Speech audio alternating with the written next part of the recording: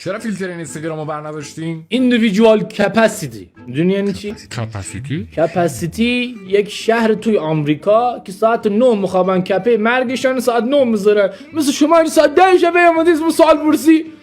ای بابا نظر تو در مورد طلای آب شده چه؟ کلاهبرداریه؟ طلای آب شده طلاییه که آب شده از نظر من و هیچ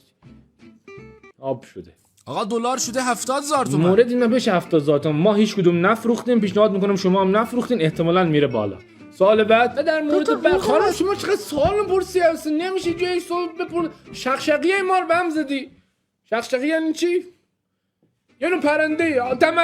تمرکز شما دیگه تا آخر میوت کن خودت دکمه میوت بزن خب بله در زمینه تجارت کاری میکن دلار شده 80,000 تومان. آقا چیکار کنم الان با ترامپ کشتی چوخه بگیرم باش ویدیو مسیج کنم فوش بدم چیکار کنم الان یه جور دیگه انگار دست موه گوشت مرغ شده آرزو. گوشت مرغ گرون رفته شما دیدین ما چی کار درست را مرم سفت دست مدم اصلا همه خودشان میان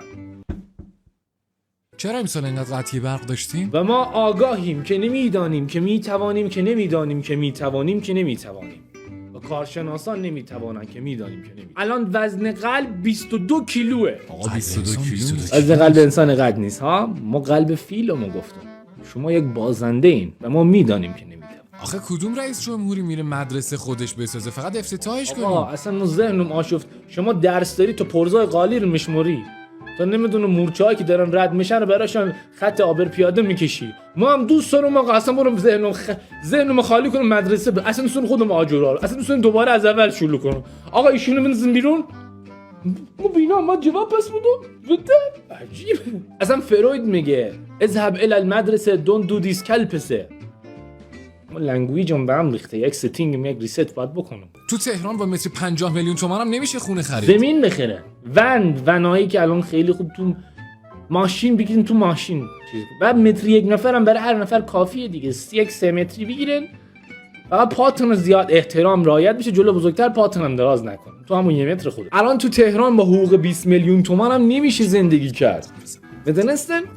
اینا مثلا چقدر دیر اخبار به ما میرسه سوال دیگه هست بفرمایید آقا دلار شد 84,000 تومان. آقا شما خبرنگار یا صرافی ما تو گوشی خودم میتونم نگاه کنم دلار داره میره بالا وزن ما هر روز داره میره بالا ما بیام اعلام کنم ای بابا طلا مثلا همین دیره بنز بیرون همین پرتش کو بیرون